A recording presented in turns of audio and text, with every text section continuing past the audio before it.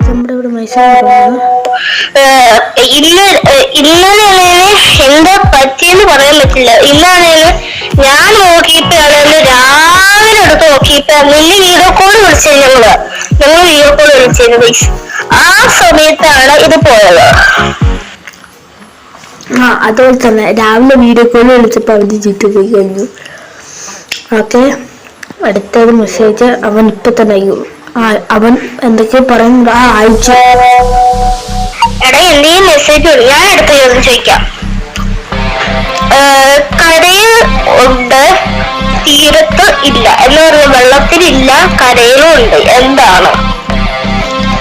വെള്ളത്തിലില്ല, കരയിലുണ്ട്.